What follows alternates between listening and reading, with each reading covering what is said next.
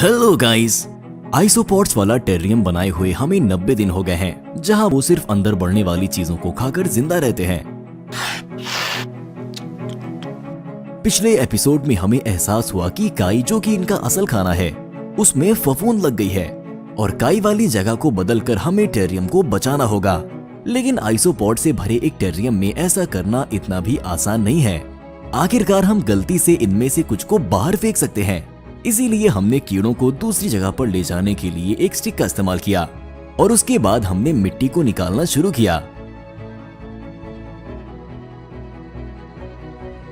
पर हमें दिखा कि आइसोपॉड्स जड़ों और झाड़ियों के नीचे सोना पसंद करते हैं, इसीलिए हमें इन सभी को यहाँ से निकालना पड़ा। हमें फफूंद लगी काई के साथ साथ जंगली घासों को भी निकालना पड़ेगा, जो कि बहुत तेजी से बढ़ती हैं और इसमें मौजूद एसिड की वजह से आइसोपॉड्स इसे खाते नहीं हैं। पुरानी लकड़ी से हमने ये ऊंची जगह बनाई, फिर हमने नई काई और कुछ सजावट की चीजें रखी और हमारे टेरियम को एक नया लुक मिल गया। अब यहाँ और ज्यादा काई है, साथ ही ये लकड़ी की चट्टान भी, जो कि हमें लगता है आइसोपॉड्स के खाने के लायक भी है। जब भूख लगती है वो सब कुछ खाना शुरू कर देते हैं। पेट स्टोर में एक सेल्स गर्ल, जिसे हमने अपनी टेरियम के बारे में बताया था, उसने हमें इन छोटे सफेद आइसोपॉड्स को खरीदने की सलाह दी, जो अपनी छोटी साइज के बावजूद बहुत ज्यादा भुक्कड़ होते हैं। हमें नहीं पता कि इन जंगली हालातों में बिना खाए ये जिंदा रह पाएंगे या नहीं। शायद इसके लिए ये तैयार नहीं है और क्या पता ये इन काले आइसोपॉड्स पर हमला कर दें। लेकिन जब वो मिले तो उन्होंने बस एक दूसरे के डंक छुए, जैसे वो किसी चीज के बारे में बात कर रहे हों, और फिर अपने काम पर चले गए। हालांकि करीब 1 घंटे बाद वो साफ तौर पर 2 ग्रुप्स में बंट गए। सफेद आइसोपॉड्स लकड़ी की चट्टान की दीवार पर चले गए और काले आइसोपॉड्स ओक की गीली पत्तियों पर, जिसे उन्होंने तुरंत खा लिया। और शाम तक सफेद आइसोपॉड्स ने अपनी भूख दिखा दी। वो एक साथ सजावट की पत्तियों पर चढ़ गए और उन्हें खाना शुरू कर दिया। हे, ये सजावट है, खाना नहीं।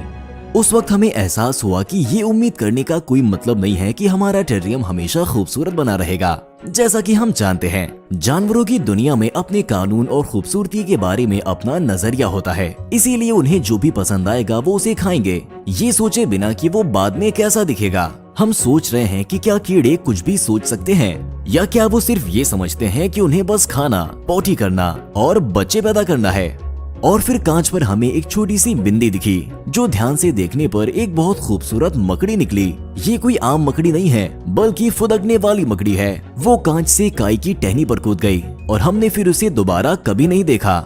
इस बीच सफेद आइसोपॉड्स अपनी चट्टान पर चले गए और उसके ऊपर छोटे और नरम काई को ढूंढकर उसे खाने लगे।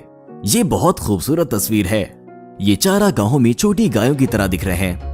इस वक्त एक काला आइसोपॉड इनके पास आ गया और इन पर हावी होने की कोशिश करने लगा, लेकिन इन्होंने परवाह नहीं की और लालच से काई खाते रहे जब तक किसी दूसरे ने ऐसा नहीं किया। चट्टान के किनारे पर थोड़ी ऊंची जगह है और हमें नहीं पता कि क्यों, लेकिन कोई ना कोई हमेशा इस जगह पर बैठा रहता है या इस जगह के लिए लड़ता रहता है। शायद ये एक सरदार का सिंहासन है और टेरियम में एक ओहदा पाने के लिए वो इस जगह के लिए लड़ते हैं। शायद कीड़े उतने बेवकूफ नहीं होते जितना हम सोचते हैं।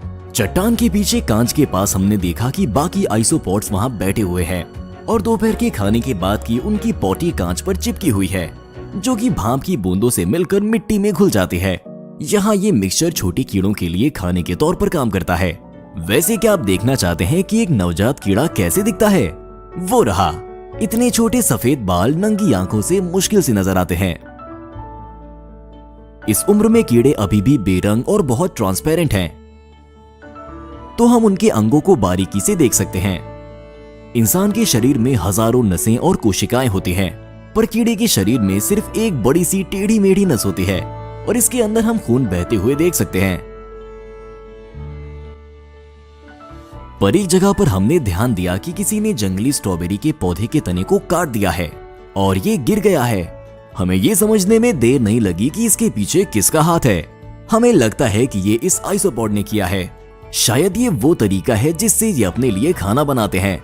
वो पत्तियों को चीरते हैं, उनके सड़ने का इंतजार करते हैं और फिर उन्हें खाते हैं। आखिरकार उनके लिए ताजे खाने के मुकाबले में सड़ा हुआ खाना चबाना ज्यादा आसान होता है, साथ ही वो ज्यादा टेस्टी भी होता है। नए हालातों में आइवी का पौधा तेजी से बढ़ रहा है और नई पत्तियां पैदा कर रहा है। याद करिए ये शुरुआत में कैसा था। इसके बावजूद कि जंगली स्ट्रॉबेरी को हर दिन कोई खा लेता है, तब भी वो ऊपर उठने की कोशिश कर रही है।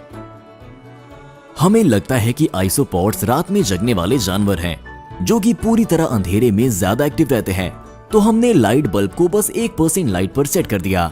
ये हमारी आंखों से कुछ भी देखने के लिए बहुत कम है, लेकिन कैमरे को मैक्सिमम सेंसिटिविटी पर सेट करके हम सब कुछ देख सकते हैं। तो जो कुछ हो रहा था उसे रिकॉर्ड करने के लिए हमने इसे रात में छोड़ दिया। और यहाँ हम देख सकते हैं कि अंधेरे में ये कितने एक्टिव होकर घूम रहे हैं, क्योंकि तब शिकारी पंछी इन्हें देख नहीं सकते हैं, इसीलिए ये पूरी तरह महफूज महसूस करते हैं। पेड़ की छाल के करीब जूम करने पर हमने किसी तरह के जीव को देखा। इस चीज को बार बार देखने के बाद भी हमें अभी तक ये समझ नहीं आया कि ये क्या था। साथ ही हमने अपनी सजावटी पत्ती की जिंदगी के आखिरी लम्हों को देखा। आइसोपॉड्स बेरहम हत्यारों की तरह पत्ती के शरीर को कुछ इस तरह कुतर रहे थे कि उन्होंने बस एक पतला कंकाल छोड़ा। साथ ही हमें आखिरकार इस सवाल का जवाब भी मिल गया कि टेरियम की छत और दीवारों पर अपने निशान कौन छोड़ता है। ये एक घोंघा निकला। ये इतना छोटा है कि नंगी आंखों से हम इसे मुश्किल से देख सकते हैं। इसकी चौड़ाई बस 2 मिलीमीटर है और अगर आप करीब से देखें तो आप इसका दिल धड़कते हुए देख सकते हैं। और फिर एक रात हमने इस पर गौर किया। हे भगवान, ये एक मशरूम है। हमारे टेरियम में उगने वाला ये असली मशरूम लग रहा है। आप शायद इस पर यकीन नहीं करेंगे और सोचेंगे कि हमने इसे यहाँ रखा है, लेकिन देखिए ये वाकई में बढ़ता है और बड़ा होता जाता है। इसे नकली दिखाना नामुमकिन है। इसका निचला हिस्सा किसी तरह की सुइयों के साथ ऊंचा होता जाता है, जो शायद इसे शिकारियों से बचाता है। उसी वक्त पेड़ की चट्टान में से ये एक अजीब सा म्यूटेंट मिला। खुशकिस्मती से आइसोपॉड्स ने इसे खा लिया। कुछ घंटे बाद हमने देखा कि वहां और भी मशरूम बढ़ रहे हैं। हमें लगता है कि हम शायद मशरूम के स्पोर्स को लकड़ी के साथ टेरियम में ले आए थे, जो आपने पहले देखा है। यहाँ काफी नमी होने की वजह से ये बढ़ते हैं और इस तरह के खूबसूरत मशरूम पैदा होते हैं। क्या आपको लगता है कि हम इन्हें खा सकते हैं? हमें लगता है कि इन्हें ना खाना ही बेहतर होगा। मशरूम बहुत तेजी से बढ़ रहे थे और सिर्फ 2 दिनों बाद बढ़ना बंद हो गए। फिर हमें लगता है कि उन्होंने अपनी टोपी से नए स्पोर्स निकाले और अपना काम पूरा करने के बाद सुस्त पड़ गए। शूटिंग को तेज करते हुए हम आइसोपॉड्स को भागते और मशरूम की जड़ों को खाते हुए देख सकते हैं, जो पहले से ही सड़े हुए लग रहे हैं। पता है, हमें लगता है कि एक वक्त आने पर टेरियम के पौधे लगभग खत्म हो जाएंगे, क्योंकि आइसोपॉड्स इन सभी को खा जाएंगे। फिर खाने की कमी की वजह से आइसोपॉड्स की आबादी कम हो जाएगी और पौधे फिर से जिंदा हो जाएंगे। इस तरह इकोसिस्टम खुद को बैलेंस रखता है, ये देखते हुए कि पेड़ की चट्टान पर मौजूद सभी काई पहले ही पूरी तरह खाई जा चुकी है। ये काम पहले ही शुरू हो चुका है। तो आगे टेरियम के साथ क्या होता है, ये जानने के लिए सब्सक्राइब जरूर करें।